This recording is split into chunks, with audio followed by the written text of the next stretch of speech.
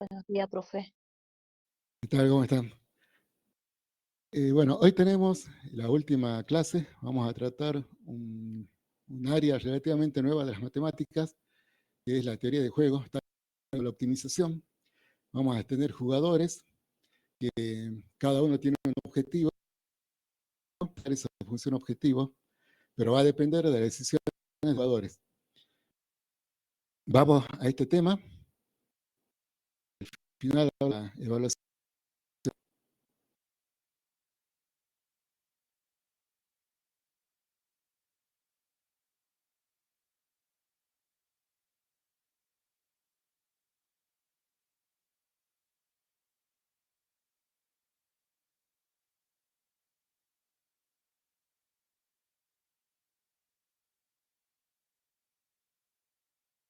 El que controle todo.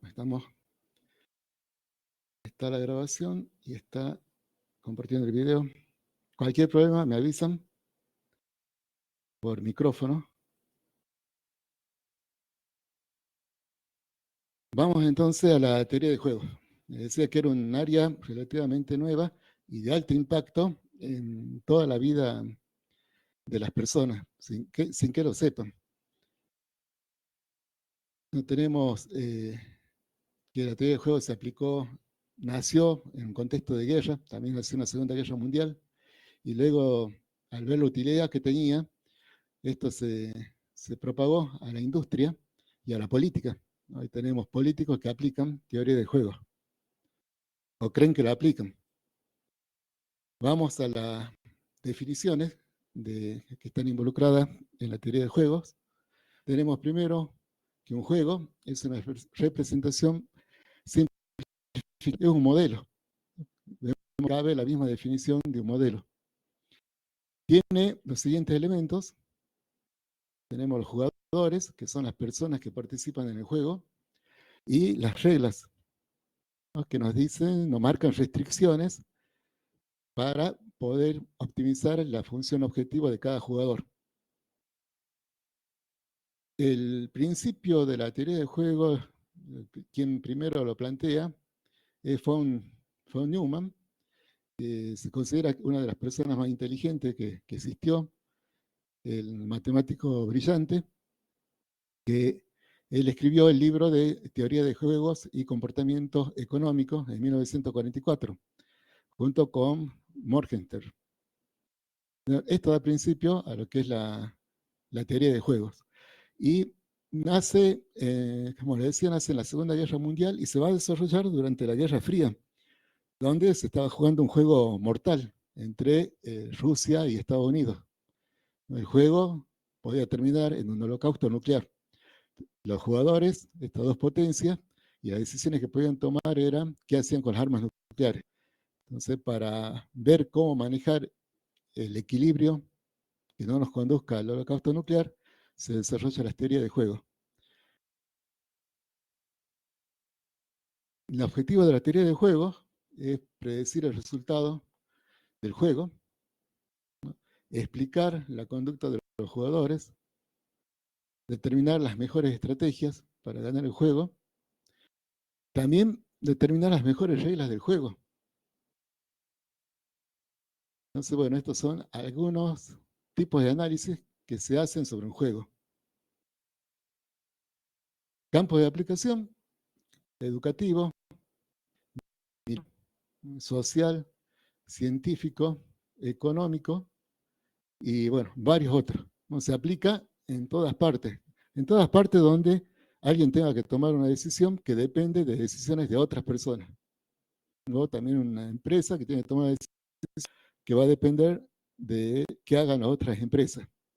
Por eso le decía también de los políticos, que no está aquí, ¿no? Dependen las decisiones de un político de lo que hagan los otros políticos.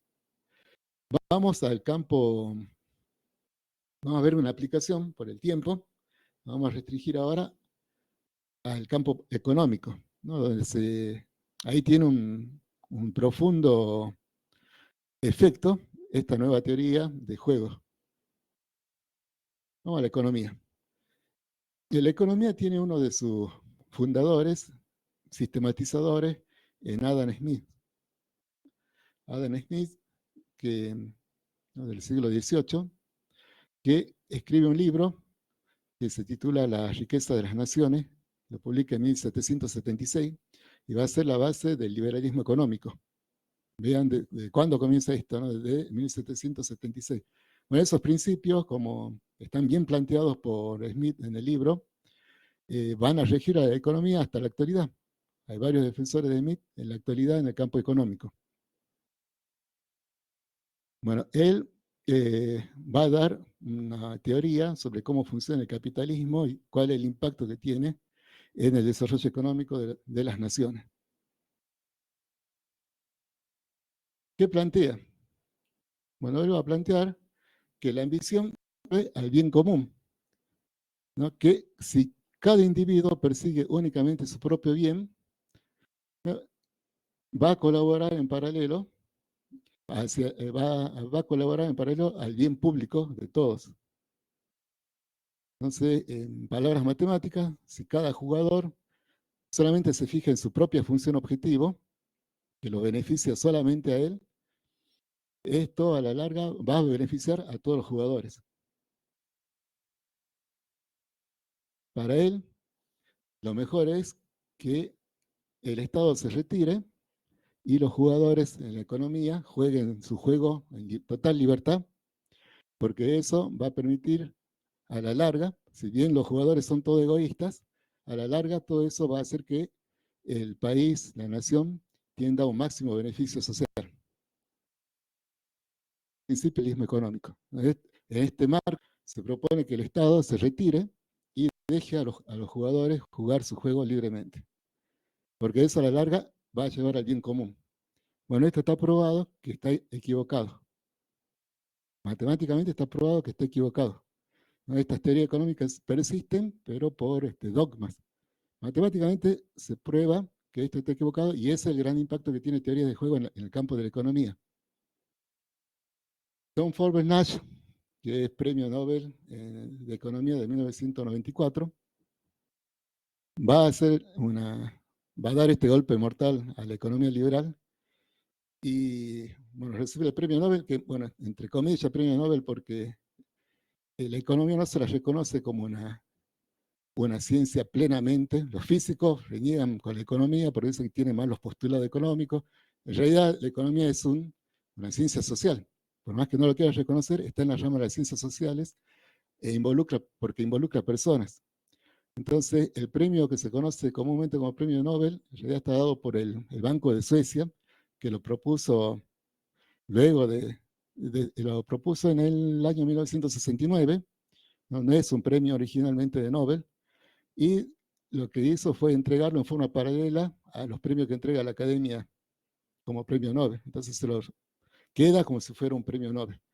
Pero bueno, el que recibe el premio Nobel, este premio Nobel entre comillas de 1994, es John Nash por sus aportes desde el punto de la teoría de juego a la economía. Bueno, algunos habrán visto la película Mente Brillante del 2001, donde se ve la vida de John Nash, ¿no?, que tiene esquizofrenia, que es algo común en todos los grandes científicos, siempre van a tener alguna afección mental. Bueno, ¿qué plantea Nash? Él va a plantear que lo que dijo Smith es incompleto y que los individuos solo pueden alcanzar su máximo bienestar cuando actúan pensando en la sociedad y no únicamente en ellos. Bueno, esto lo demuestra matemáticamente y es lo que le va a llevar a recibir este premio. Bueno, entonces, esto tira abajo lo escrito por Smith, o lo completa, ¿no?, porque dice que no se va a dar lo que planteaba Smith de la mano invisible de mercado que nos va a conducir al bien común. Eso no va a ser así, y lo demuestra matemáticamente. Para tratar de tener una visión de lo que plantea Nash, aquí les muestro una versión simplificada de un juego, para tratar de entender lo que Nash prueba. Vamos a ver el juego de publicidad. Aquí en este juego tenemos dos empresas. Este juego es una variante de lo que deben haber escuchado por ahí, que es el juego de los prisioneros. ¿no? Que es uno de los juegos con que se explica el principio de teoría de juego. Bueno, aquí lo vamos a ver aplicado al campo económico. Vamos a adaptar ese juego. Y en este juego tenemos dos empresas que compiten por un mercado de $10.000 por semana. Y en esa competencia tienen la opción de hacer publicidad, pero el costo de la publicidad es de $1.000 por semana. Entonces, estas dos empresas compiten entre ellas para dividirse el mercado de $10.000 por semana y tienen la opción de hacer publicidad que tiene un costo de $1.000 por semana. En este escenario podemos plantear la tabla de utilidades del juego, que es esta, en la matriz. Entonces aquí hay una aplicación de nuevo de las matemáticas, así comienza formulándose la matriz del juego, donde tenemos lo que puede hacer la empresa 1 y lo que puede hacer la empresa 2. Ambas empresas tienen las mismas acciones disponibles, pueden hacer publicidad o no hacer publicidad. Y eso va a repercutir en las utilidades que tengan. Si ninguna de las dos hace publicidad, perdón, si las dos hacen publicidad, entonces el mercado de 10.000, vamos a suponer que se divide en partes iguales, y cada una va a ganar 5.000, pero tiene que pagar $1.000 de publicidad, así que finalmente termina ganando cada uno 4.000. $4.000 por semana. Estaríamos en ese punto. Aquí entonces es un punto estable, a nadie le conviene moverse de allí, porque ¿qué pasa si la empresa 2 toma la decisión de dejar de hacer publicidad para no pagar el costo de publicidad? Si la empresa 2 deja de hacer publicidad, entonces vamos a suponer que la mayoría del mercado se la lleva la empresa 1 porque sigue haciendo publicidad. Y en ese caso, la distribución de utilidades va a ser de 7.000 para la empresa 1 y va a quedar 2.000 para la empresa 2. Así que a la empresa 2 no le conviene dejar de hacer publicidad. Lo mismo pasa con la empresa 1. Tampoco le conviene dejar de hacer publicidad porque si la empresa 2 sigue haciendo publicidad, la empresa 2 se va a quedar con $7.000 por semana y ella va a pasar a tener $2.000 por semana. Bueno, entonces estos dos puntos no le convienen. Cada uno no le conviene tomar la decisión de salir de este punto del 4-4. Sin embargo, vean ustedes que hay un punto que si ninguna de las empresas hace publicidad, se ahorran el costo de la publicidad, las dos pasan a ganar 5.000, porque el mercado lo mismo se va a dividir en dos partes iguales. Entonces aquí tenemos 4 puntos posibles, 4 estados posibles del juego. ¿No? Uno del 4-4, que es un punto medio, y después otros 2 puntos que son desfavorables para algunos de los jugadores, y hay un punto que es favorable para los dos jugadores. Ahora veamos qué pasa con los jugadores, qué decisiones toman. Bueno, y aquí vamos a ver lo que plantea Nash y lo que plantea Smith. Bueno, tenemos que hay 2 puntos. El de máxima utilidad para todos los jugadores es este, donde las dos empresas ganarían $5.000 por semana. Pero si ellos analizan esta tabla y se comportan en forma egoísta, en realidad van a estar en este estado, ¿no? Porque la empresa 1 va a pensar que la empresa 2 va a hacer publicidad y si ella no hace publicidad va a perder, va a estar en 2-7. Entonces, para compensar lo que está haciendo la empresa 2, ella también va a hacer publicidad. Como los dos desconfían y buscan su propio bienestar, el estado va a estar en 4-4. Este punto del 4-4 es el que recomienda Smith, el que dice que si cada jugador juega su propio juego, pensando solamente en ello, los dos jugadores van a terminar en el punto 4-4.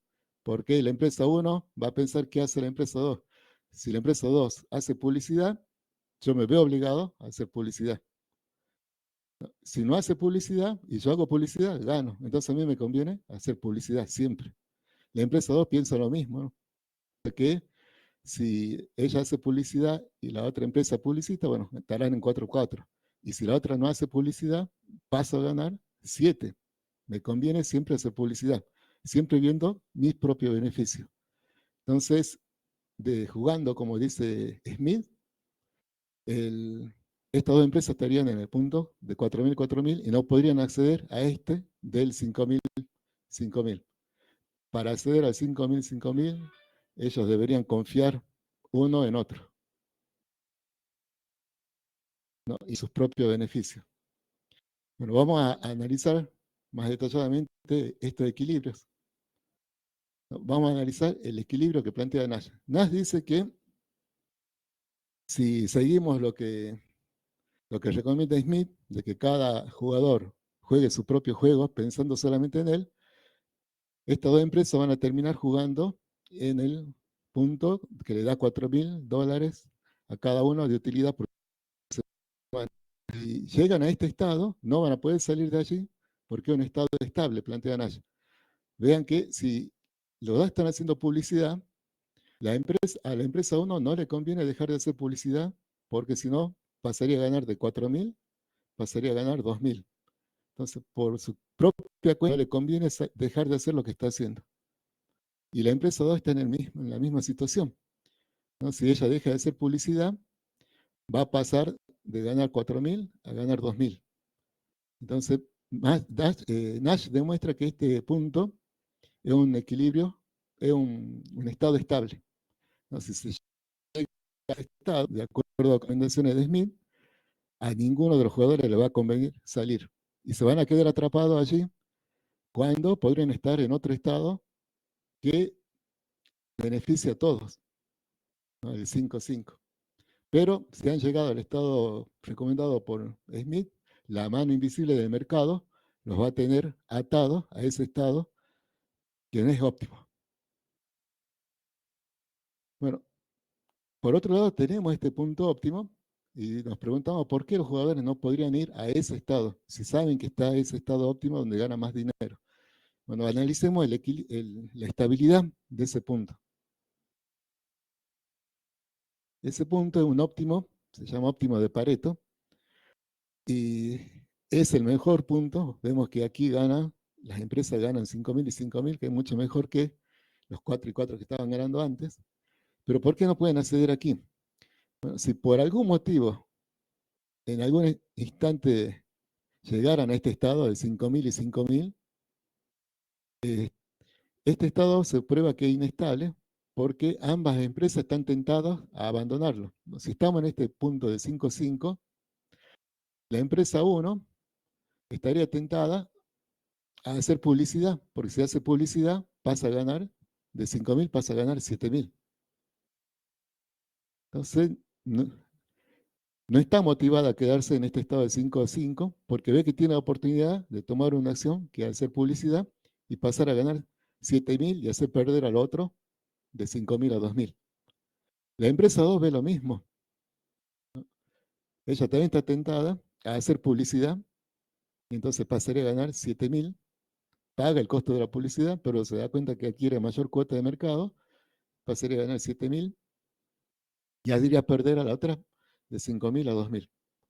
Entonces este punto, que es el mejor de todos, es inestable por la ambición de cada uno de los jugadores, que era justo lo que decía Smith, que la ambición de cada jugador iba a conducir al final al estado del bienestar social. Equivocado. Si se libera, si se libera todo, cada jugador va a buscar su propio bien y vamos a terminar, ¿no?, en el punto no óptimo.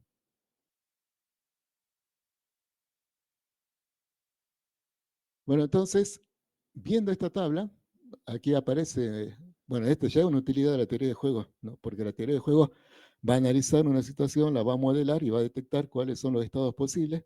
De esos estados posibles va a identificar cuál es el estado de Nash, donde los jugadores van a tender a jugar porque es el punto estable, que en este caso sería el 4-4, y también va a identificar cuál es el mejor estado, el óptimo de Pareto, que en este caso es el 5-5. Ya esa es una utilidad, porque ahora los jugadores saben qué estados están disponibles, cuál es el que se va a dar en la realidad y cuál sería el ideal. Ahora, los jugadores por sí solos, ¿no?, si están solos, van a tender siempre a jugar al 4-4. Ya vimos que el 5-5 es inestable. Entonces, ¿cómo podríamos acceder al 5-5 para el bien de todos?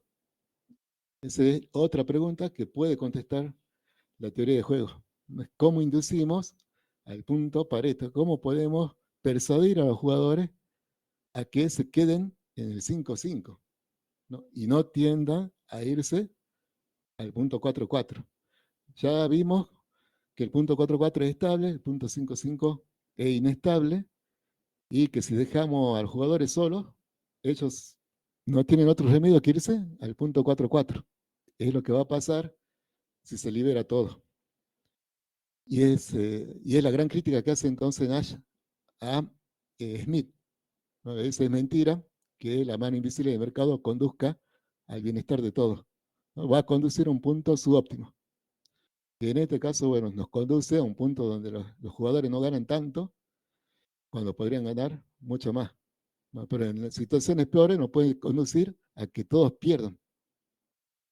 Bueno, entonces, una de las cuestiones de teoría de juego es cómo hacemos que los jugadores vayan a ese punto, que se estabilice, que la estabilidad que tiene el punto de Nash se la herede el punto de Pareto. ¿Cómo lo podemos lograr estabilizar ese punto para que los jugadores se vean motivados a ir a ese punto y quedarse en ese punto?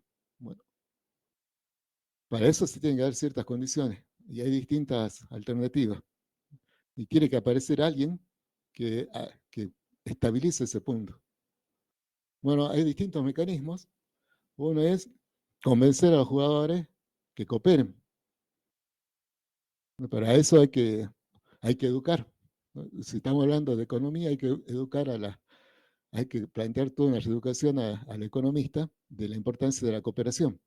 Algo difícil, ¿no? Porque teniendo en cuenta el, el auge de lo liberal, bueno, la cooperación está casi descartada, pero este sería un mecanismo. Si logramos convencer a los jugadores que cooperen, estabilizaríamos el punto de Pareto. El otro mecanismo es la repetición. Si, si un jugador se puede establecer un acuerdo de cooperación y si, si un jugador traiciona ese acuerdo, bueno, y si la repetición permite castigar a ese jugador, porque si un jugador traiciona el acuerdo, el otro jugador va a traicionar también el acuerdo, entonces los dos van a perder. Ahí habría una motivación para quedarse manteniendo el acuerdo que se estableció. Ya lo vamos a ver en la tabla cómo funcionan estos mecanismos. Y el otro mecanismo para estabilizar Pareto es hacer un cambio de reglas del juego. Pero para hacer el cambio de reglas tiene que haber un jugador externo, que en la economía sería el Estado. El rol del Estado es poner reglas para estabilizar el punto óptimo de Pareto, para que en realidad todos los jugadores vayan por su bien y por el bien de todos, jueguen al punto óptimo de Pareto. Es el rol del Estado. Entonces veamos cómo funcionan los distintos mecanismos. Porque cómo es que estabilizan el punto de Pareto estos mecanismos. Veamos el de cooperación. Si logramos convencer a los jugadores que cooperen, entonces el objetivo es optimizar este punto. Para eso hay que convencer a los jugadores que cooperen. Si logramos convencer a los jugadores que cooperen, entonces tenemos que eso va a eliminar la tentación de la empresa 1 de hacer publicidad para ganar más, ¿sí? Porque recordemos que este punto era inestable porque la empresa 1 aquí, en este punto de Pareto, que es el mejor porque ninguna de las empresas gasta en publicidad. Entonces, aparte de lo que ganan por el mercado, se están ahorrando el costo de la publicidad. Pero es inestable porque la empresa 1 ve que puede hacer publicidad, le conviene pagar el costo de la publicidad y adquiere mayor cuota del mercado y eso lo lleva a ganar de 5.000, 7.000, a costa de lo que le pasa a la empresa 2. La empresa 2 ve lo mismo, entonces también está tentada a hacer publicidad y romper el acuerdo de cooperar. Entonces, ¿qué significa cooperar? Significa convencer a estas dos empresas que cambien su función objetivo. ¿no? Que no vean como función objetivo sus propias ganancias, sino que vean como función objetivo la ganancia de todos. Ahora, cada empresa vería la misma función objetivo, que sería esta, que es la suma de las utilidades. Si logramos convencer a las empresas de eso, ¿no? Que ahora no vean su propia utilidad, sino la suma de las utilidades de las dos empresas, este punto se estabiliza. Porque ahora aquí en este punto la empresa 1 dice, entre las dos ganamos 10.000. Si yo hago publicidad, vamos a pasar a ganar 9.000. No me conviene hacer publicidad. Y la empresa 2 ve lo mismo. Si hago publicidad, las dos vamos a pasar a ganar 9.000, dejamos de ganar 10.000.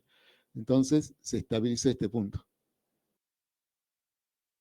Pero para que esto sea aplicable, tenemos que cambiar la mentalidad de los jugadores, sacar la cabeza a lo que planteó Smith y que vean que si pensamos en el bien de todos, vamos a ganar todos. ¿No? Me parece que deja de pensar en hacer daño al otro y pensar en el bien de todos. Entonces, eso se puede lograr con un acuerdo empresarial y ese acuerdo estaría motivado a ser cumplido si es que este juego se repite, ¿no? Si alguien traiciona ese acuerdo, bueno, la otra empresa lo va a traicionar y entonces ya sabe la empresa que quiere traicionar primero sabe que si ella traiciona, la otra va a traicionar y las dos van a pasar a ganar de nuevo 4-4, con lo cual pierden las dos. Entonces, esa amenaza podría sostener el acuerdo de cooperación.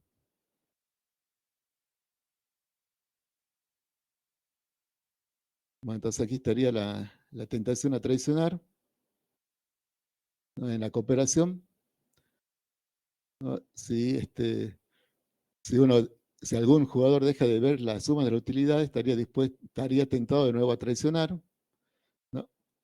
Pero el otro jugador podría contestar con una traición si es que esto se repite, ¿no? Entonces, bueno, puede ser que algún jugador decida romper el acuerdo porque ganaría más.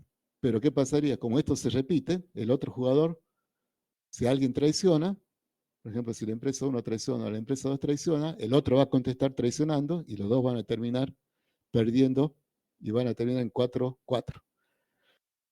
Como saben que este juego se repite semanalmente, entonces los jugadores, si bien han hecho el acuerdo de cooperar y están en 5-5 y están tentados a traicionar en la semana siguiente el acuerdo para ganar 7.000, bueno, no lo van a hacer porque saben que en la siguiente semana el otro jugador también va a traicionar el acuerdo y van a terminar en el punto de inicio que era 4-4 y los dos pierden. Entonces, la cooperación y el acuerdo de cooperación y la repetición pueden estabilizar el punto de Pareto. Y eso es un mecanismo que lo pueden hacer entre los jugadores mismos. Entonces, es un mecanismo, pero para eso tiene que haber diálogo entre los jugadores, tiene que desaparecer lo que le planteó Smith, ¿no? Tiene que desaparecer de la educación económica la competencia salvaje con el otro competidor y llegar a acuerdos. ¿No? Si cada uno compite en forma salvaje mirando sus propios bienes, siempre van a terminar en el 4-4 y no van a poder hacer estos acuerdos que los lleven al 5-5. En ese caso, si las empresas no cooperan, si solamente buscan su bien común, entonces hace falta un organismo externo que regule este juego. Y ese en la economía es el Estado. El Estado puede intervenir cambiando las reglas de juego. Por ejemplo, puede cobrar una multa al que rompe el acuerdo. Entonces decide cobrar una multa de $3.000 por semana a quien rompa el acuerdo que se firmó.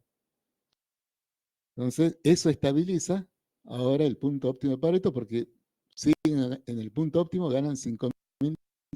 Ahora, ¿qué pasa con la empresa 1? Si la empresa 1 quiere romper el acuerdo, va a tener que pagar una multa de 3.000. Entonces, ese costo hace que ahora no pase a ganar 7.000 si hace publicidad.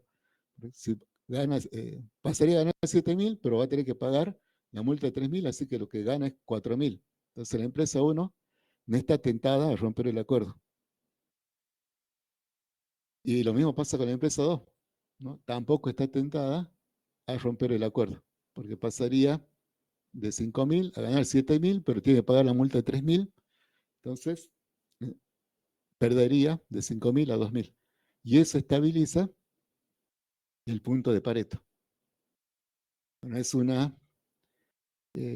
es un mecanismo, ¿no?, que hace que marca la importancia del Estado. Y aquí, bueno, en esta tabla es notorio cómo cambia el juego, y en la realidad es más notorio todavía porque se presentan elementos donde las empresas no están de igual a igual, ¿no? Existen monopolios, existen grandes empresas que si se libera todo, y esas grandes empresas aniquilan a las otras.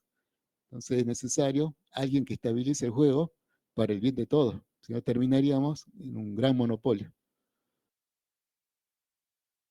Bueno, estos equilibrios también se pueden lograr reeducando a los jugadores, ¿no?, para que cambien su conducta. Bueno, ya vimos que la cooperación era, era una forma de estabilizar el punto de Pareto. Smith planteaba que la conducta egoísta era la que nos iba a llevar al, al bienestar común, pero bueno, la realidad y la teoría demuestra que no es así, sino que la conducta egoísta, que definida que es que el jugador juega solamente importándole su propio bienestar, no conduce al bienestar de todos, ¿no? Es mentira eso de la mano invisible de mercado, que no va a conducir al bienestar de todos. Entonces esa conducta no va a conducir al punto óptimo de Pareto. El jugador también podría tener otra conducta, que es la conducta altruista, que es un jugador que procura el bien ajeno aún a costa del propio bien. Este jugador tiene como función objetivo la función objetivo de los otros jugadores, no la de él, ¿no? Entonces es capaz de sacrificarse por el otro. Y la otra conducta que puede tomar el jugador es la cooperativista, ¿no?, que procura el bienestar del grupo. La función objetivo es la suma, la que él está viendo, es la suma de la función objetivo de todos los jugadores. Bueno, este otro tipo de estudio que se hace con teoría de juegos, para ver a cómo le va a los jugadores cuando adoptan algunos de estos tipos de conductas.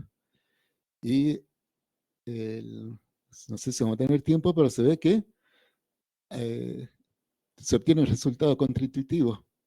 Bueno, primero la cooperativista logra que toda la comunidad acceda al mejor punto de bienestar social. E incluso la conducta altruista a veces hace que el jugador que es altruista llegue al mejor punto disponible. Y el egoísta se da la paradoja que va a llegar al peor punto disponible.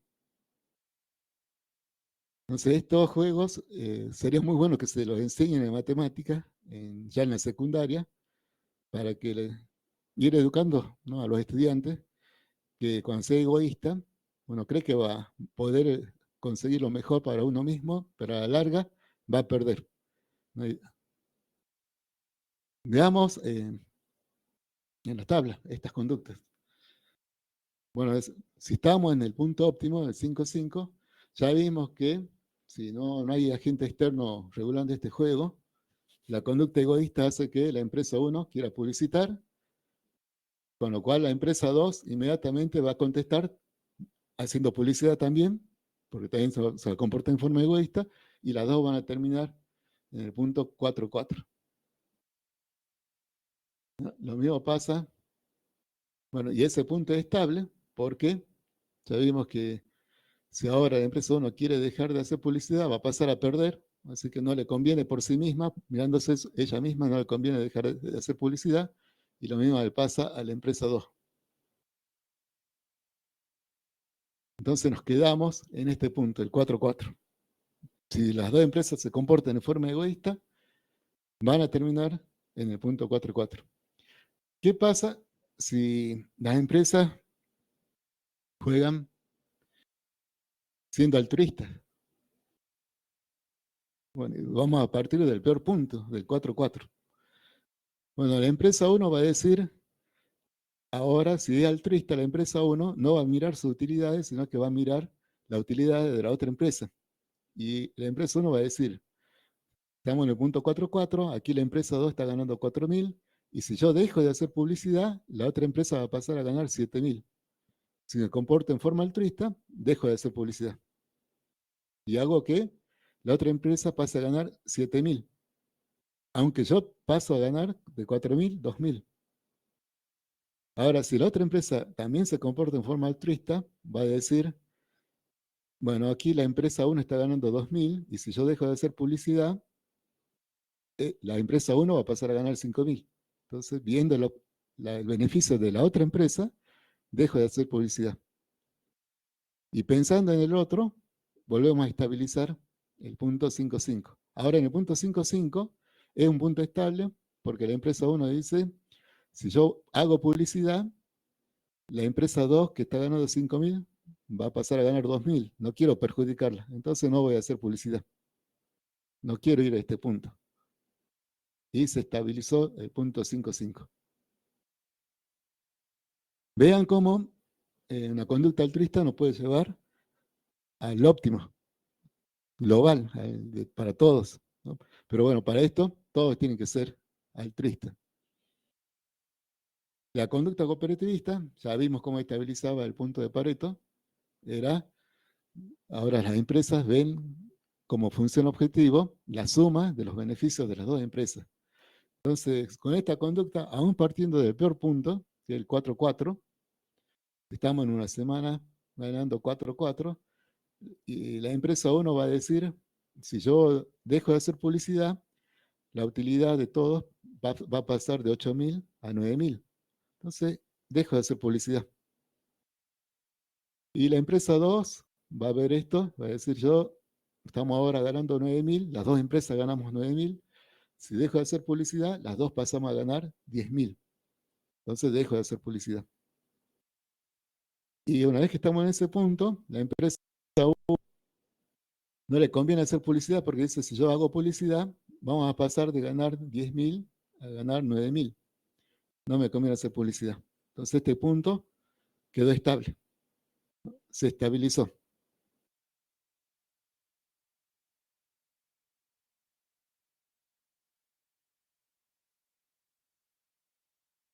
Entonces, conclusiones.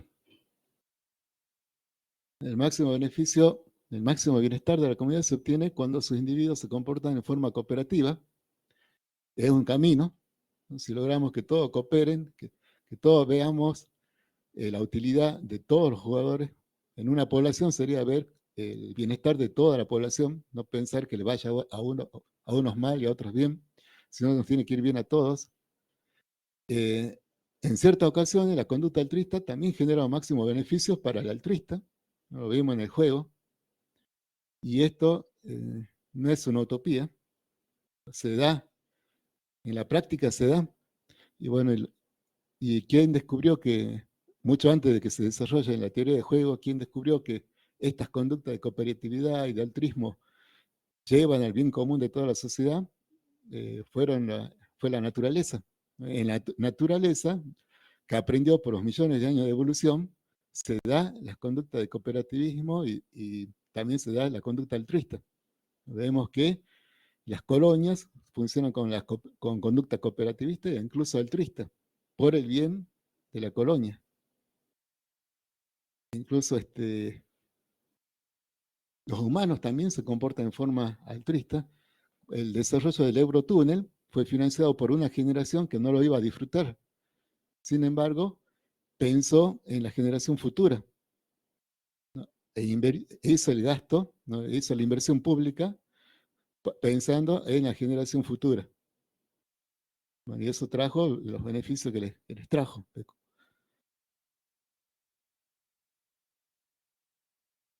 Bueno, un ejemplo de conducta altruista que lleva al éxito de la comunidad, del altruismo, el cristianismo, como con la regla de amar a tu prójimo a la costa de uno mismo, terminó propagándose por el mundo la religión cristiana. Bien, después en la historia también tenemos, mucho antes de que se desarrolle la teoría de juegos, tenemos aplicaciones de gente que ya pensaba, tenía estos conceptos y tomaba decisiones usando el cooperativismo o el altruismo. Por ejemplo, en la Argentina tenemos cuando se da la batalla de Caseros en 1852, ¿no? Donde se enfrenta, se lo derroca Rosas, ¿no? Y sube Urquiza, y Urquiza plantea la Constitución Nacional, la necesidad de contar con una Constitución Nacional. Ahí comienza la lucha por tener una Constitución Nacional que se va a concretar muchos años después, ¿no? En 1853, donde la Constitución Nacional es un acuerdo de cooperación. Ese es el acuerdo donde se acuerda cooperar para maximizar el bien de toda la sociedad argentina. Bueno, cuando sale la Constitución argentina se plantea un dilema que se va a establecer como un juego. La Iglesia Católica, que tenía un gran poder en ese momento, tenía que tomar la decisión de apoyar o no apoyar la Constitución. Tenía sus intereses la Iglesia Católica porque esta Constitución primero declaraba la libertad de culto, lo que abría las puertas a otras religiones, ¿no? Le abría competencia y eso le perjudicaba a la religión católica. Por otro lado, también la Constitución declaraba a la religión católica como la religión oficial, lo que establecía un vínculo entre el Estado y la Iglesia. Y perdía también, ahí la Iglesia Católica perdía la independencia que tenía hasta ese momento. Entonces, para la Iglesia se planteó un juego, bueno, podemos colocar entre números, donde hay dos jugadores, la Iglesia y el país. ¿No? Si la Iglesia respaldaba la Constitución, bueno, la Constitución iba a quedar firme y eso significaba para el otro jugador que el país, el orden, ¿no? Entonces, y ese orden también beneficiaba a la Iglesia, ¿no? Teníamos que era un punto de beneficio para los dos jugadores. Y la otra opción era de la Iglesia era rechazar la Constitución, con lo cual cerraba las puertas a otras religiones y ella pasaba a ganar más.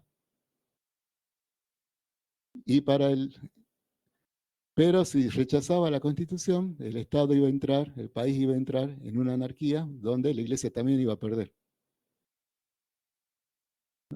Si, si en la anarquía la Iglesia tomaba la decisión de respaldar la Constitución, bueno, allí el Estado ganaba orden, ¿no? Ganaba orden, y la Iglesia iba a perder parte de su feligreses. Bueno, entonces, para la Iglesia había dos puntos, para el país también. Había el punto del 4-4, donde iban a estar los dos estables, por un lado la anarquía, por otro lado otras religiones, cuando podían estar en un punto de orden, ¿no? La Iglesia sacrificaba algo, el Estado adquiría el orden, y bueno, estaban estos dos puntos. Y la Iglesia se debatía entre qué punto, entre rechazar o respaldar la Constitución. Bueno, y en ese contexto aparece Fray Montesquieu, que mentalmente hace este análisis, se lo puede ver en las conclusiones que él toma, y en un sermón que da en 1853, él va a recomendar que se apoye a la Constitución. Con lo cual, con el fuerte respaldo de la Iglesia, la Constitución queda firme y se termina con la anarquía en el país. Bueno, ¿qué plantea Fray Montesquieu? En ese sermón, si ustedes analizan el sermón, están todo lo que vimos en teoría de juego, ¿no? Él plantea que habla de la independencia, él primero hace un recuento histórico y habla que la independencia que obtuvo Argentina, dice, esa independencia política fue también el principio de nuestros males, porque ella engendró la desunión entre nosotros. Todos habían cometido el error de ensalzar la independencia y la libertad sobre la patria misma, sobre todo gobierno y buenas costumbres, y nos lanzamos con el ardor de las fieras al combate del egoísmo individual. La libertad seca y descarnada, como un esqueleto, ha sido nuestro ídolo. En sus aras hemos hecho hecatombes humanas. Obedeced, señores, sin sumisión no hay ley, sin leyes no hay patria, no hay verdadera libertad. Existen solo pasiones, desorden, anarquía, disolución, guerras y males que Dios libre eternamente a la República Argentina. En conclusión era que con la Constitución no se juega. Si ustedes analizan todas las palabras, aquí están eh, todo lo que analizamos en teoría de juegos. Él está dando las recomendaciones para estabilizar el punto de Pareto. Bueno, a lo largo de la historia, hay personas que ya presentían que la cooperación, el altruismo, eran el camino en contra del egoísmo. No lo pudieron formular matemáticamente. Tuvo que evolucionar la matemática para que llegara Nash y lo probara matemáticamente, que lo que hacían estas personas por intuición era lo correcto. Bueno, aquí hacemos una pausa y después vamos a ver cómo un juego que se hizo que reafirma todas estas conclusiones.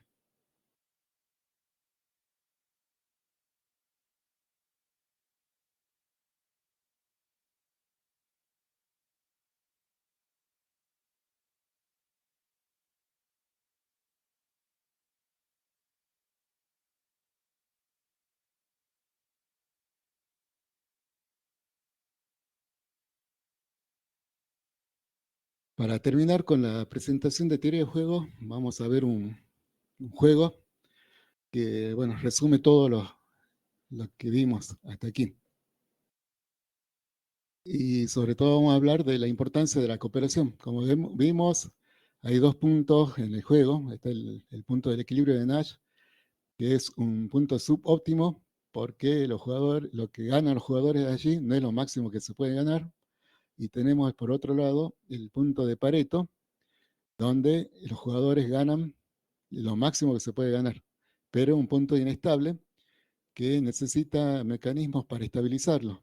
Un mecanismo era que los jugadores cambien de conducta, ¿no? Y adopten una conducta cooperativa o altruista, pero no egoísta, ¿no? Si adoptan la conducta egoísta, van a terminar perdiendo. Y el otro mecanismo era que aparezca un agente externo que cambie las reglas del juego. Bueno, se podrían explorar todos los mecanismos, pero por el tiempo vamos a ver solamente la cooperación. Vamos a ver cómo es que la importancia que tiene la cooperación en el juego y cómo lleva eso a que el jugador que coopera gane, ¿no? Se da la paradoja que pensando en otros termina ganando más.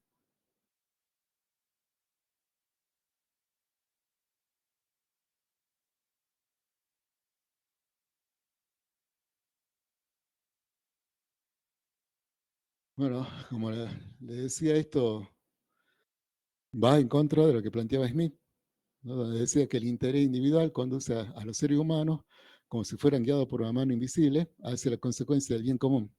Eso está mal.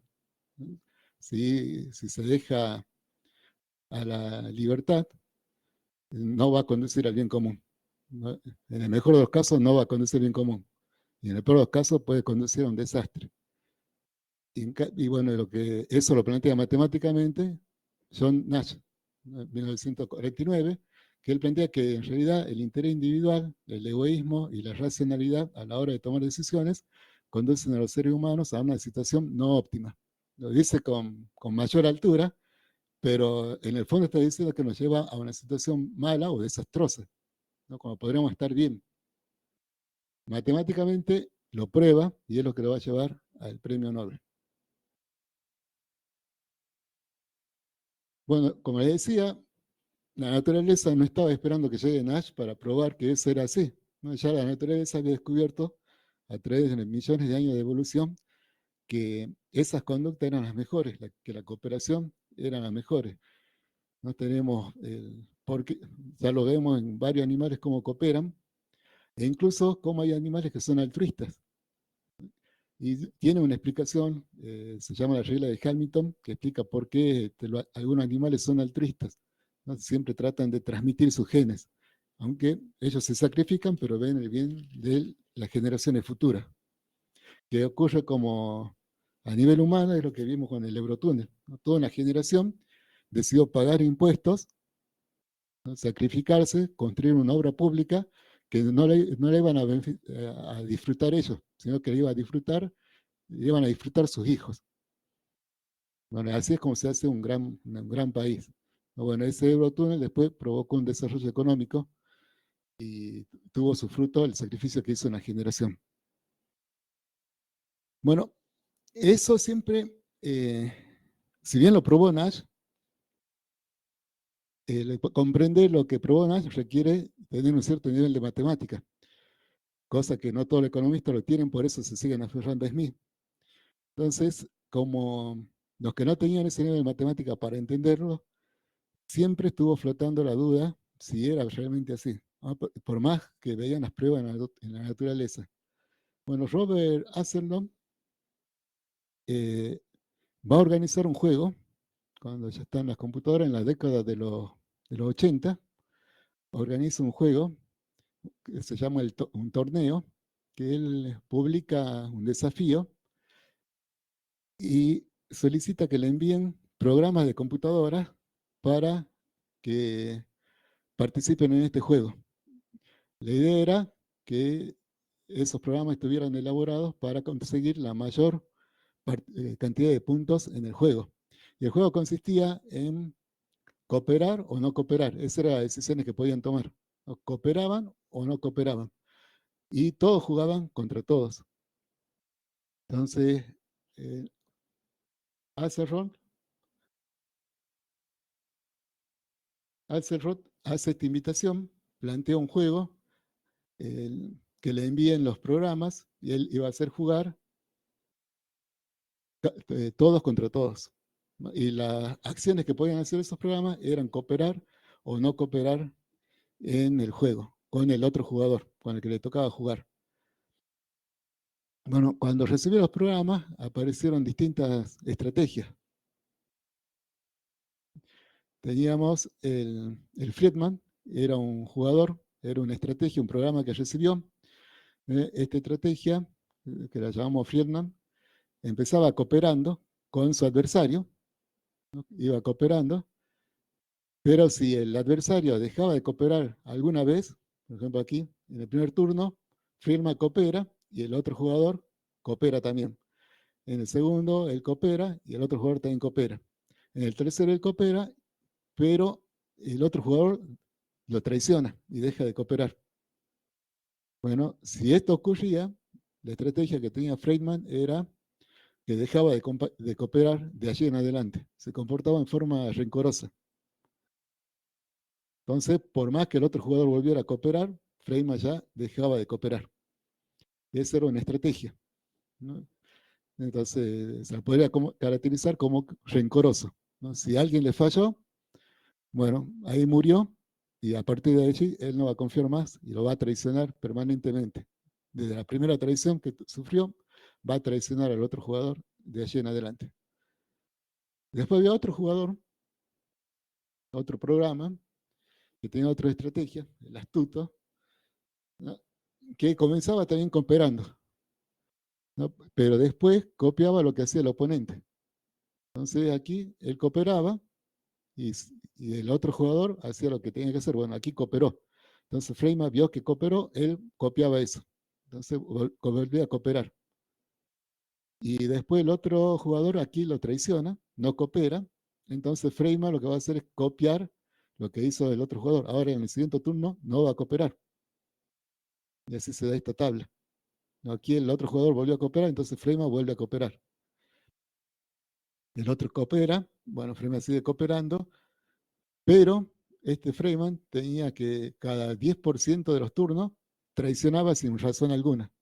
¿No? Aquí traicionó a pesar de que el otro jugador había cooperado. Entonces la estrategia de este jugador era, él comenzaba cooperando y luego copiaba lo que hacía el otro oponente. ¿No? Pero el 10% de las veces decidía no cooperar.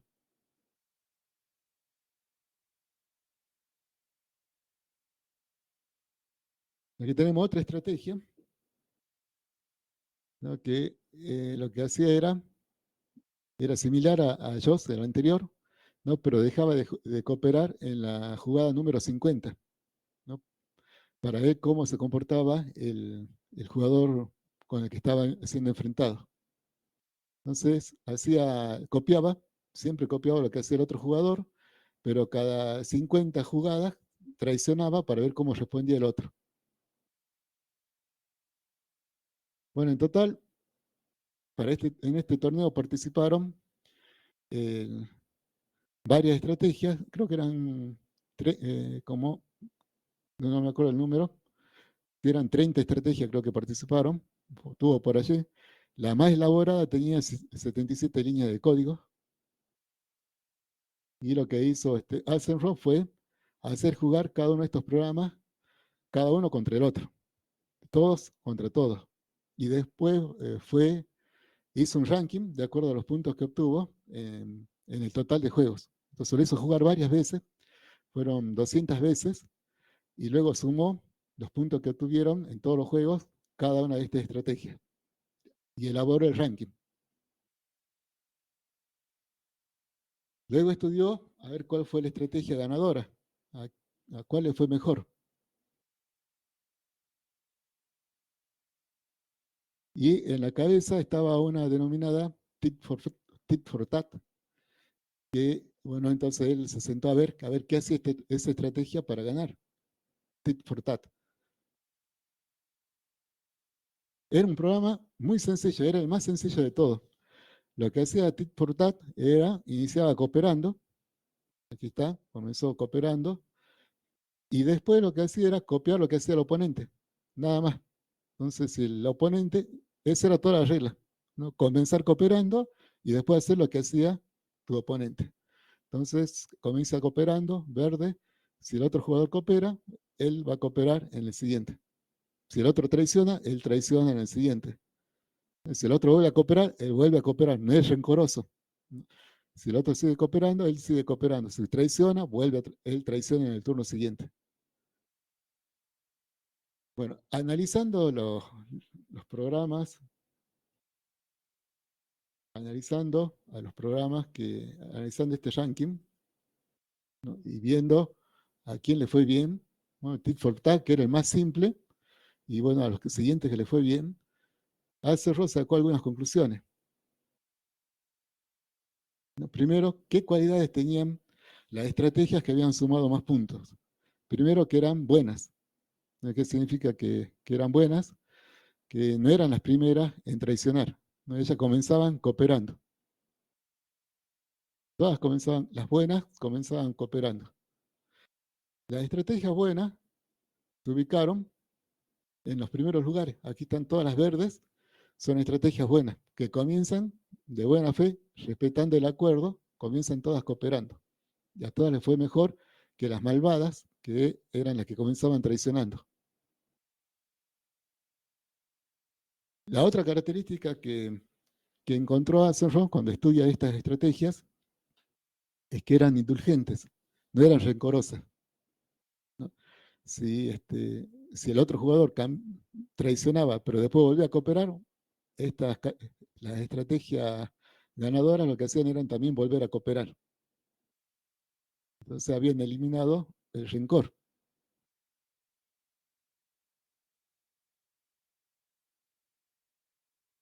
Otra característica que detectó que tenían estos algoritmos que encabezaban el ranking era el vengativo, era que si el otro jugador traicionaba, ellos también traicionaban. Y bueno, lo mismo nosotros como un buen mecanismo cuando analizamos la cooperación, ¿no? Que era un punto de estabilizar, que si uno sabe que si traiciona, el otro también va a traicionar, entonces eso estabiliza el acuerdo que se logró. Eso es gracias a que sabe que el juego se va a repetir y que el otro tiene la oportunidad también de responder. Entonces, las estrategias que contestaban traición con traición terminan también ganando. La otra característica que detectó es que las estrategias ganadoras eran claras, eran simples, no eran muy elaboradas. Entonces, es fácil, para la otra estrategia es fácil confiar en una estrategia simple que sabe cómo se comporta, ¿no? Cuando la conducta del jugador no se la entiende, es muy compleja, entonces uno tiende a no confiar en ese jugador. Entonces lo que pasó con estas estrategias fue que las buenas, que cooperaban primero, que eran indulgentes, que no eran rencorosas, que si el otro jugador le había fallado una vez, pero después volvía a cooperar, entonces ellas también volvían a cooperar, que tomaban el, que contragolpeaban, ¿no? Si el otro traicionaba, ellos también traicionaban, y que eran claras, simples, bueno, esas eran las mejores estrategias.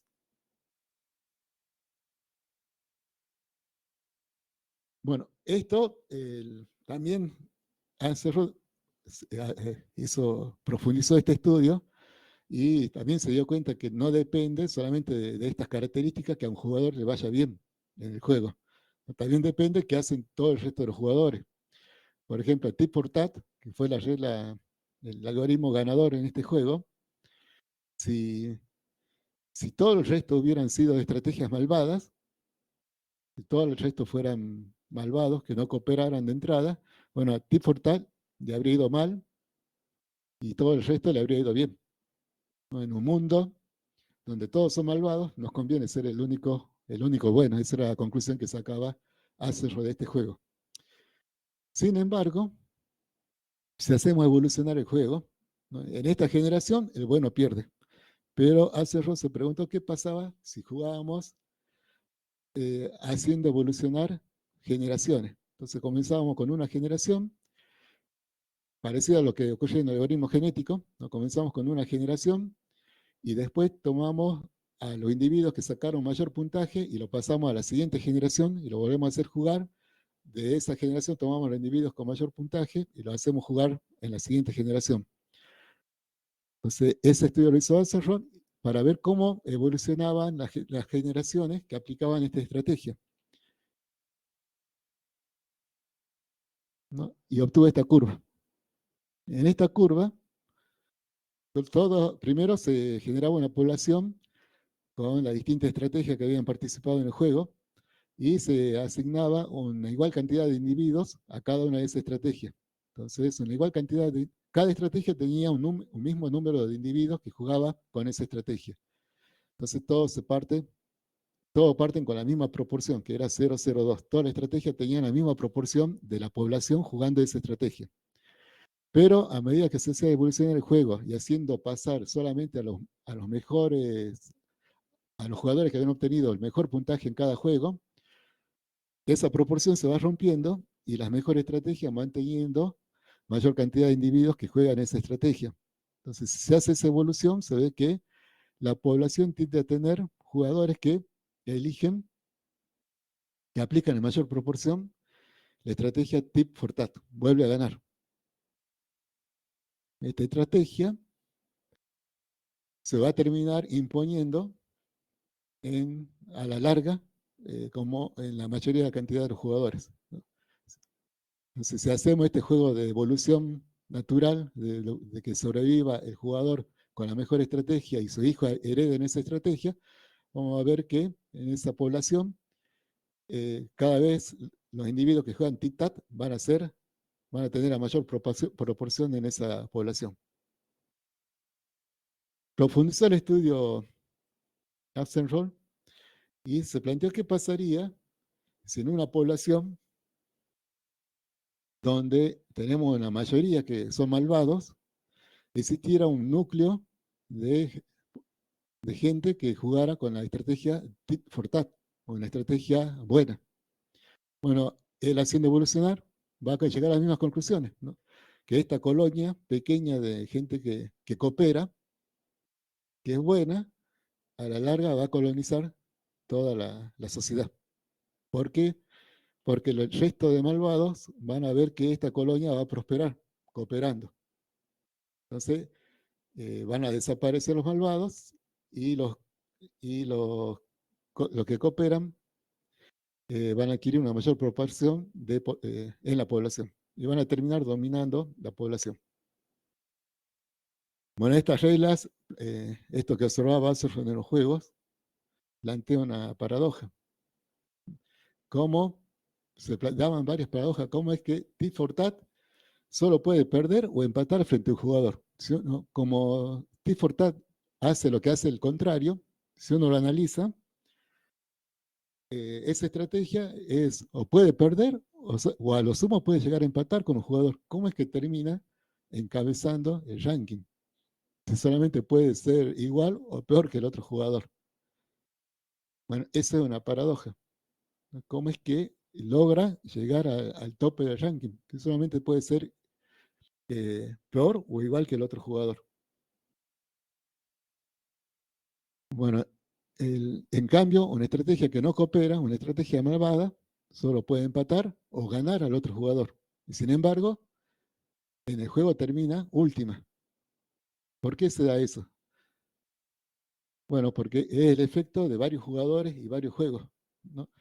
Si hay varios jugadores y el juego se repite, Tit for Tat, si bien no le gana en forma individual a cada uno de sus oponentes, pero en el promedio sí gana porque él coopera, ¿no? Y va a obtener el mayor porcentaje.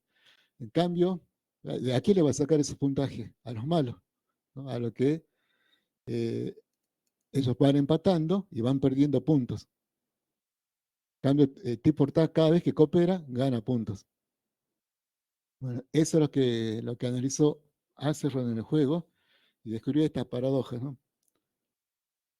También descubrió otra, que es que a corto plazo el ambiente influye en los jugadores. Es lo que le decía, de que si la mayoría de los jugadores son malvados y solamente tenemos un jugador que juega en estrategia buena, bueno, ese jugador va a perder, ¿no? Porque no tiene con quién cooperar. En cambio, a largo plazo, son los jugadores los que influyen en el ambiente, que es lo que también mostró Axelrod cuando mostró esta curva de evolución. A largo plazo, las estrategias buenas van a cambiar la sociedad y van a prevalecer, lo que es lo que él también detectó cuando hace jugar una pequeña colonia de jugadores buenos contra una gran mayoría de malos. Al final predomina la colonia buena.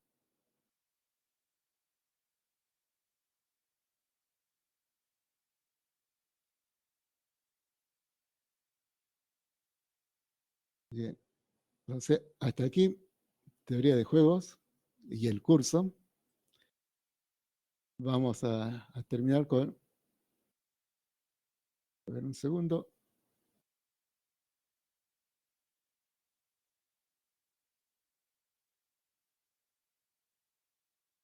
Bien, entonces hasta aquí la teoría de juegos y con esto terminamos con el último tema del curso. ¿Alguna duda de esto?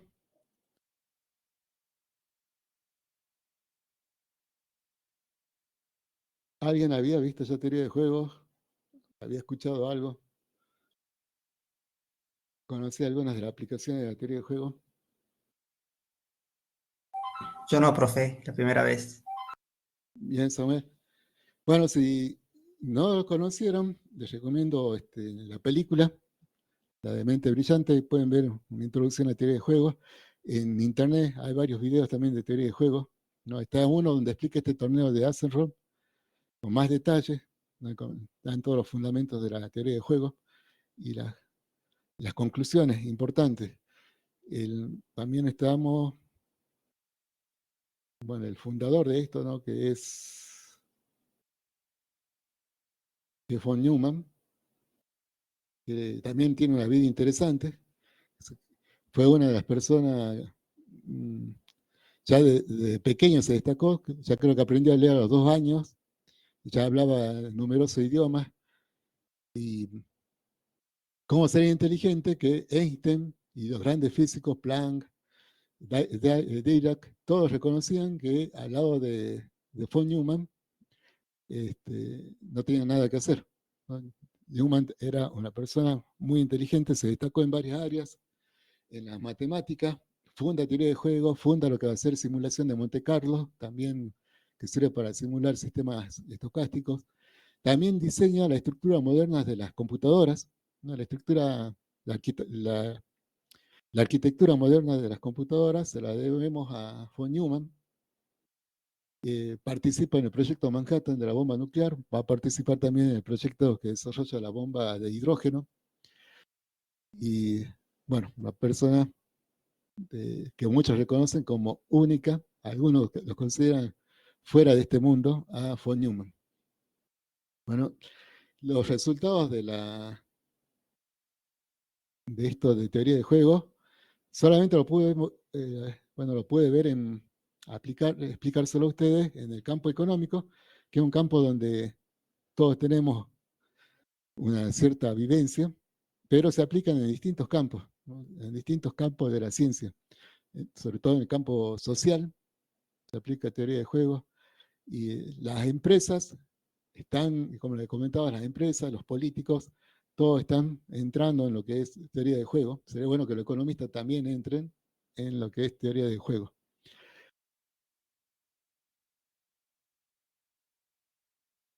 Bueno, los fundamentos matemáticos usa matemáticas de optimización. Como cada jugador tiene una función objetivo, entonces los fundamentos matemáticos que están detrás de esto son los fundamentos de optimización. Tienen que descubrir, caracterizar un punto óptimo, caracterizar la estabilidad del punto óptimo. Todo se hace con matemáticas, con análisis matemáticos. Bueno, entonces cerramos ese tema y ya tendríamos todos los temas cubiertos del curso. Faltaría la de evaluación. Vamos a hablar de la evaluación. Aquí le publiqué un mensaje.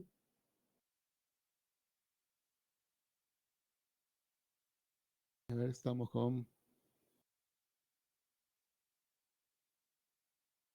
aquí me preguntan, estoy viendo a Tito, el mensaje de Tito, si existen algún ejemplo de aplicaciones.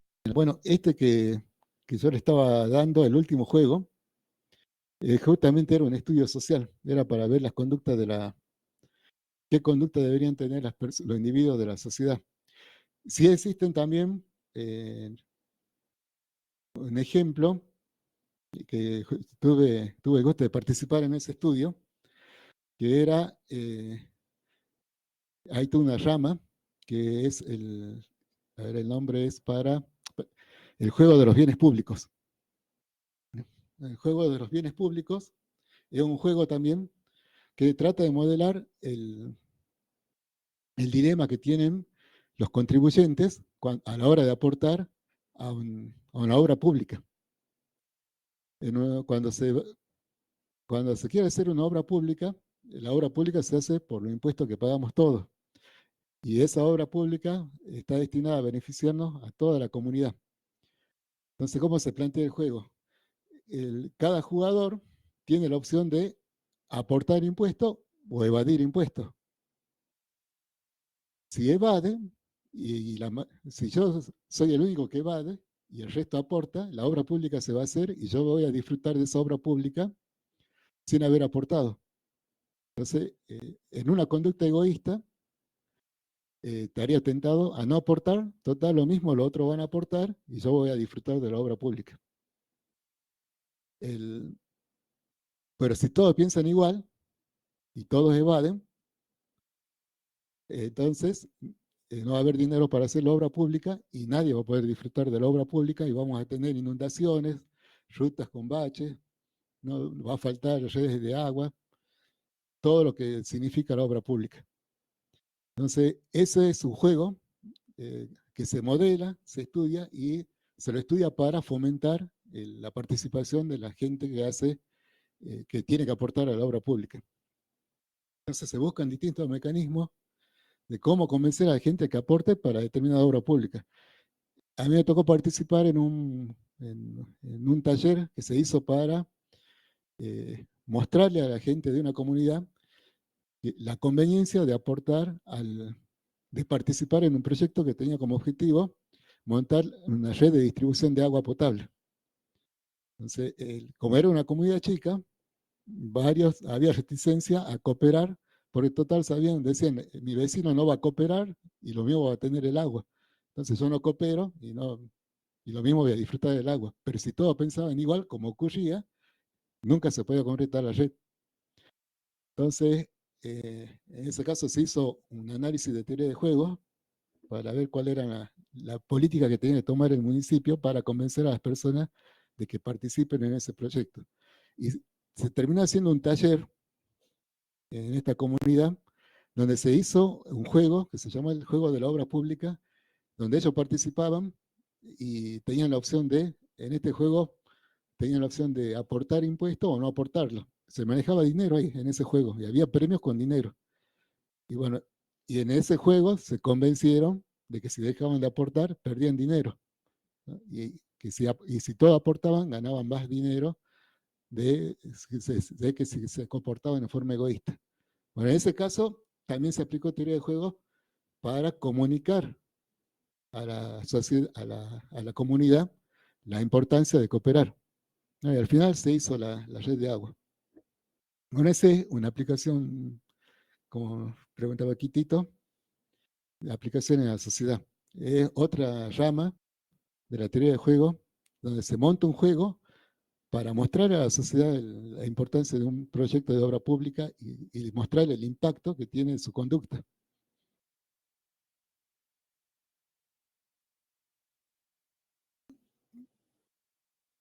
Bueno, vamos a la evaluación. Les decía que en la evaluación les publiqué aquí algunos mensajes. Tienen primero un cuestionario de práctica. Ese cuestionario de práctica lo tienen disponible. Vamos a inicio. Aquí en la solapa evaluación. Tienen el cuestionario de práctica. Se hacen clic. Este cuestionario de práctica lo pueden resolver sin límite de tiempo y cuantas veces ustedes quieran. El objetivo es que vean cómo es un cuestionario en esta plataforma y el tipo de preguntas que se hacen. Aquí tienen, son preguntas de historia. Este es uno donde completan la frase. Aquí tienen para seleccionar. Es Manuel Belgrano, José de San Martín y Bartolomé Mitre. Creó la bandera de la Confederación Argentina, la bandera del Ejército Argentino, la bandera nacional en 1816.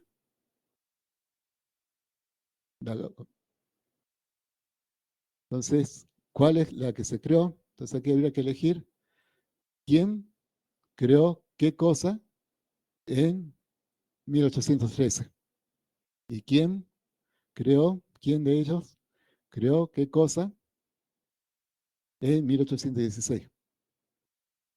Bueno, es un tipo de completar la oración. Vamos a reducirlo, vamos a agrandar. Y el otro tipo de preguntas que tienen es el de emparejamiento. Aquí dice primera bendición de la bandera nacional.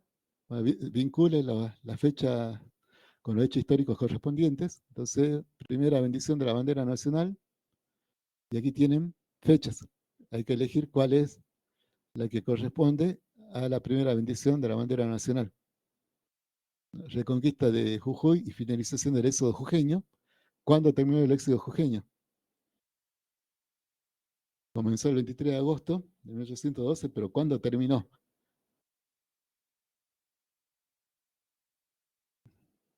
Bueno, estas serían preguntas para manejar. Vean que se contestan en forma rápida, ¿no? El otro tipo de preguntas que va a haber en el cuestionario son de múltiple opción. Cuando tienen un círculo, solamente tienen una opción para elegir, ¿no? ¿Quién bendijo la bandera nacional por primera vez? Y tienen que marcar uno de estos nombres. Y solamente pueden marcar uno, ¿no?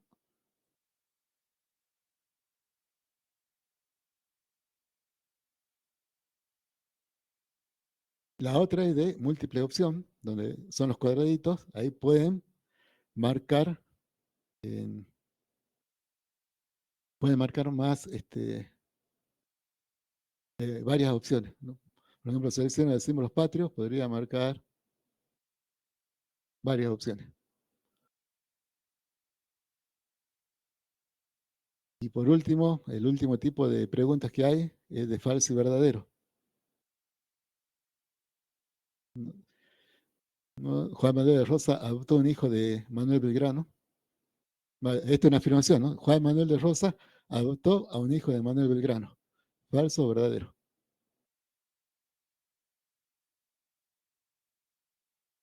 Y después, una vez que terminan el cuestionario, lo revisan.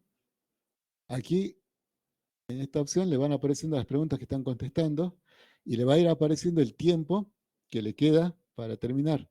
La evaluación van a tener un tiempo, entonces aquí le aparece una cuenta regresiva que le indica el tiempo que van a tener. En este cuestionario de prueba no tienen tiempo.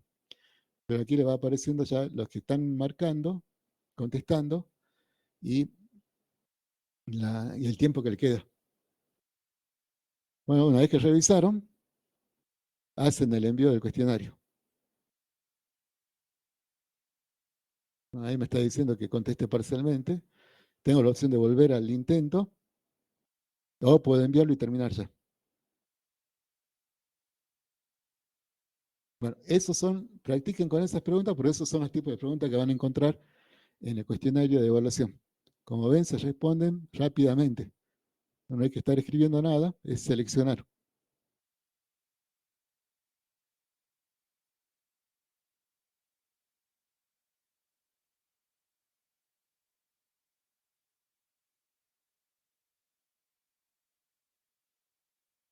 Vamos al siguiente mensaje. Está todo por escrito para que les quede a mano, no tengan que volver a ver el video. Tienen el cuestionario final. Bueno, enseguida les subo también la presentación que usé hoy. Al finalizar la clase les subo la presentación de hoy. Bueno, tienen el mensaje sobre el cuestionario final. Aquí están, cómo se va a tomar. Bueno, quienes cumplan con el requisito de asistencia, que era 80%, edad que tienen que estar presentes en 5 encuentros. La asistencia se tomó automáticamente cuando ingresaban ustedes a la plataforma. Bueno, tienen 2 fechas para rendir la evaluación final. Atento a lo que pidieron en la semana pasada. Pueden rendir, pero bueno, hay 2 fechas tentativas, pero solo pueden rendir en una de ellas. Ustedes eligen cuándo van a rendir. Sí. El primer turno sería la semana que viene. Se va a realizar el viernes 24 de mayo y el recuperatorio sería una semana después, el viernes 31 de mayo. El, la, bueno, si rinden en este turno, ya no pueden rendir en el segundo. El segundo se va a tomar el 7 de junio y el recuperatorio es el viernes 14 de junio. Bueno, en todos los casos, el cuestionario se va a abrir de 19:30 a 21:30. Automáticamente se va a abrir en ese tiempo. Cuando a las 21:30 se va a cerrar automáticamente. Por más que esté incompleto el cuestionario, se va a cerrar y se va a enviar.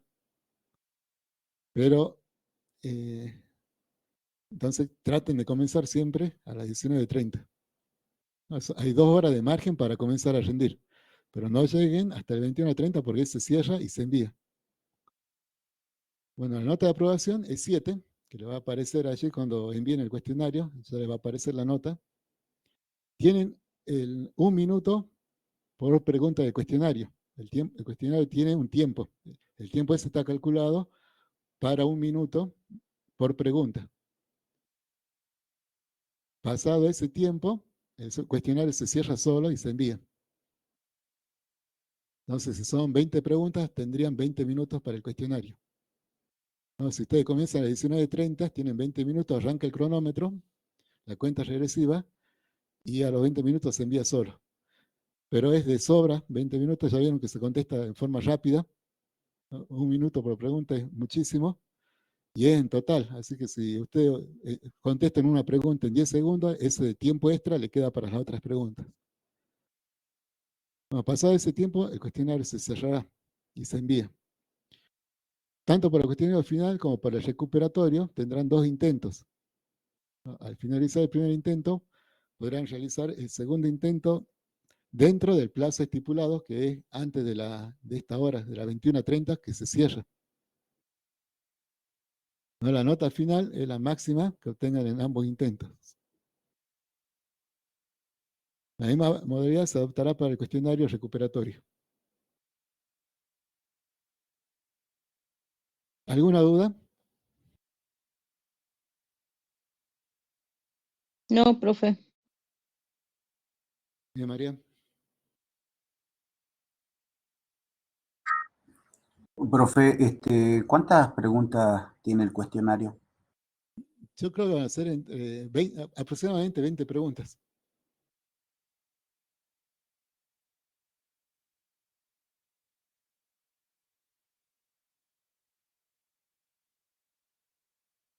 ¿Alguna otra duda?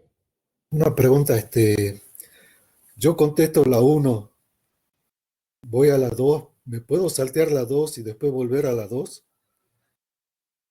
Ah, ¿en las preguntas? Sí, Sí, sí, aparecen todas las preguntas al mismo tiempo, tal como el ok, cuestionario de práctica. bien. Doctor, una consulta. Sí, Supongamos que yo decida rendir en la primera fecha, pero no me presente al primer intento, la primera evaluación que es el 24 de mayo, y decida hacer el recuperatorio directamente sí, el 31 de mayo. ¿Se puede? pero ya perdería el recuperatorio, ¿no? Ya no Ah, podría rendir en el segundo. Tendría un solo intento un, nomás. un, un solo intento. Ah, perfecto. Se puede hacer entonces. Sí, sí, si querés puede hacer, pero te estaría jugando al recuperatorio nomás, que tiene dos intentos, ¿no? Dentro del mismo. Entiendo. Bien, gracias, doctor. Bien.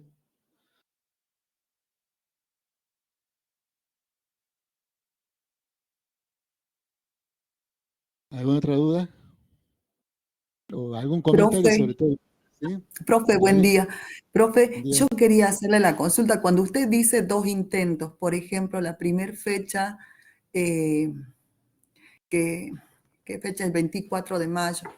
Sí, Yo entro a las 19:30, supongamos, contesto sí, las 20 preguntas, las envío y tengo error, está mal. ¿Puedo de nuevo ese mismo día hacer el segundo intento? ¿A eso se refiere, sí, profe? sí, así es, así es. Pueden Ah, hacer el bien, mismo intento antes de que se cierre, no antes de las bien. 21:30. Bien, bien, profe. Eso era mi duda. Gracias, muchas Bien, gracias.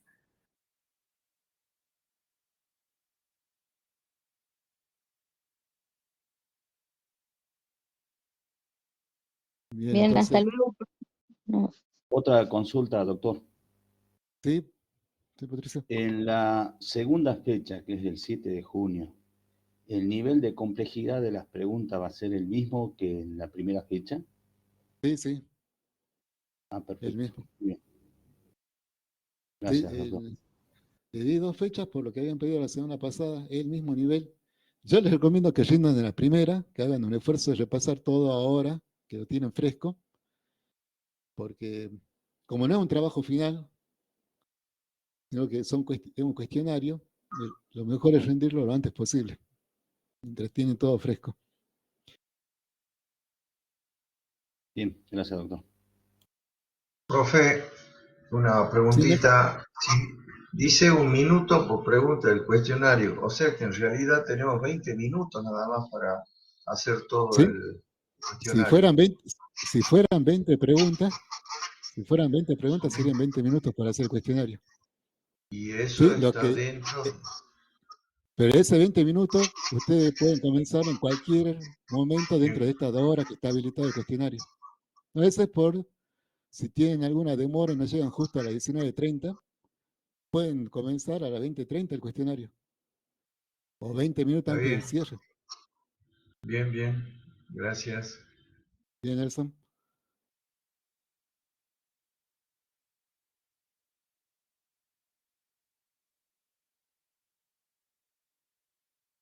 ¿Alguna otra duda?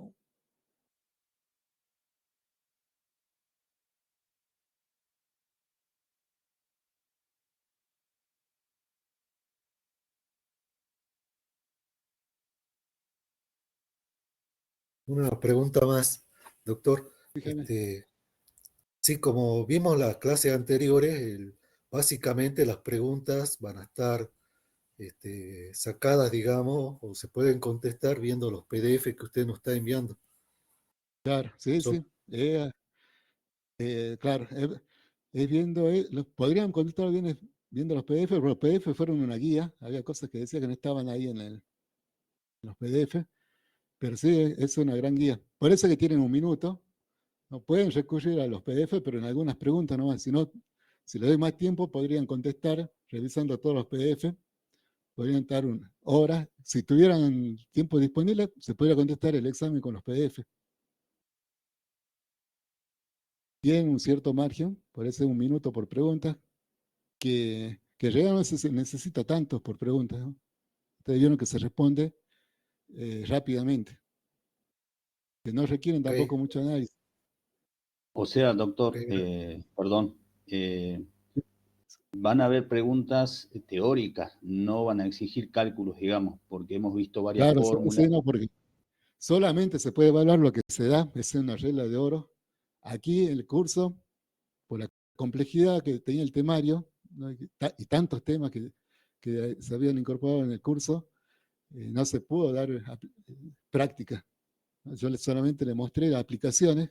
Fue un curso donde presenté aplicaciones para que tengan después dónde ir a buscar y profundizar ya aplicaciones de sus campos. Pero no tuvimos tiempo de hacer práctica, no hubo trabajos prácticos, así que no hay práctica. Son todas preguntas conceptuales sobre los temas que vimos. Perfecto, doctor. Claro, porque se me viene a la cabeza ahora, por ejemplo, regresión lineal, y Claro. se me ocurre una pregunta, calcular la pendiente y la ordenada al origen, dada una serie de datos. No, ese No, tipo de preguntas no. no, Ah, ese perfecto. tipo de preguntas no va. No va. Si no, preguntaría qué hace la regresión lineal, qué característica tiene, todo lo que se le haya dado. Todos los que di, ¿no? Las preguntas van sobre todo lo que di. La mayoría está en los PDF, algunas puede ser que, como no está todo escrito en el PDF, sino que yo les decía cosas mientras veíamos el PDF, bueno, sobre eso va. Pero no les voy a pedir cosas que no di, que no tuvimos tiempo de ver, que podría ser ese otro curso, pero ya tiene que ser más acotado. Como les comentaba, cuando comencé el curso, yo recibí el pedido para organizar este curso, pero ya me dieron el contenido mínimo que estaba en la planificación de la carrera, que me parecía que tenía demasiados temas y que estaban desvinculados los temas, así que hice un esfuerzo para vincularlos.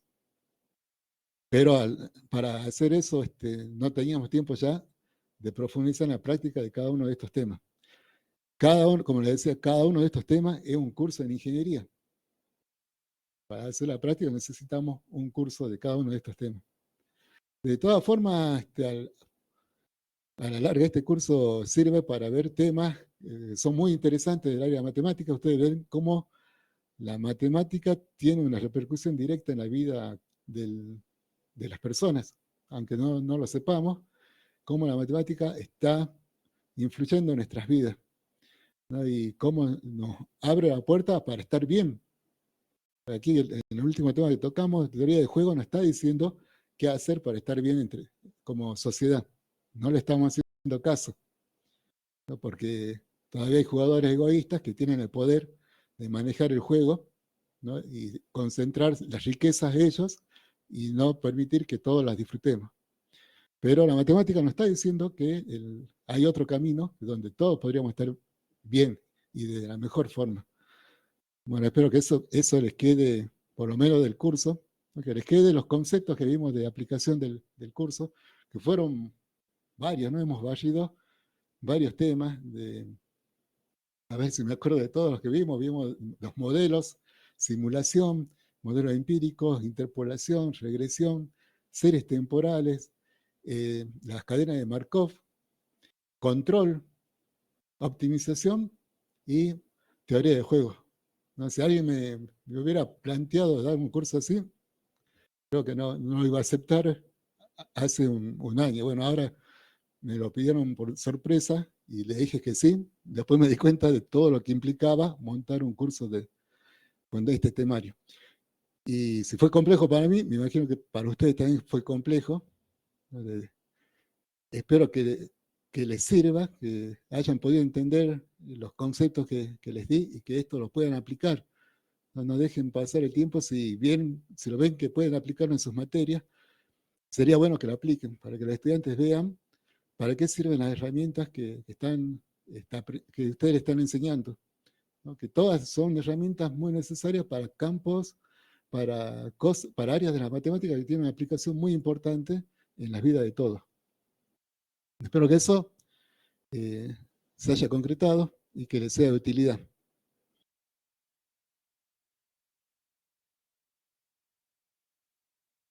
Hay más Bien, doctor. preguntas. Muchas gracias.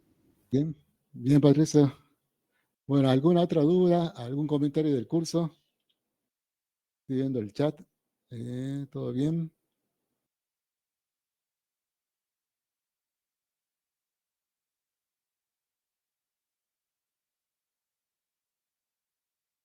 Bien, en el chat. Bueno, espero que se haya entendido. Como decía, eran temas complejos, eran varios y no estaban conectados, ¿no? Naturalmente conectados. Así que había que estar yendo de un tema al otro tema. Bueno, entonces ya tiene el calendario de Una evaluaciones. consulta más, doctor. Sí. Perdón, una consulta más. Usted va a ingresar a la plataforma el día viernes en ese horario de 19:30 a 21:30 en caso de que surja algún inconveniente relacionado con la conexión, etcétera, etcétera, para poder comunicarnos con Sí, usted. sí, voy a estar en la plataforma. Puedo habilitarle la videoconferencia si quieren. A esa hora, a Sí, 19:30 la se puedo iba a habilitar. sugerir. Por si Sí, tiene, bueno, lo puedo habilitar a la videoconferencia a ver si todo pasa normalmente y después los dejo ya, ¿no? Una vez que ajá, ya esté todo en marcha, ya quedan para rendir. Bueno, haría eso. perfecto. Bien, El bien, doctor. otro que me quedaba, lo otro que me quedaba por decir que como la evaluación se va a extender hasta junio, cuando termine eso, recién puedo elaborar el informe de finalización del curso y recién lo voy a elevar al informe al coordinador para que asiente las notas. Entonces, para que sepan cuándo se va a elevar el informe del curso. Era el chat. Bibliografía de teoría de juegos sí hay bastante, pero son todos muy matemáticas. Voy a buscarle y voy a ver si hay disponible en internet para que la puedan ver. Si hay disponible, la voy a publicar por el foro novedades, le aviso. Estén atentos al foro novedades. Aquí me preguntan los PDF subidos a la plataforma. Creo que van a ser 7, porque hay una clase que tiene 2 PDF. Entonces hoy apenas termine la clase, subo el otro PDF. Hay un PDF por cada tema.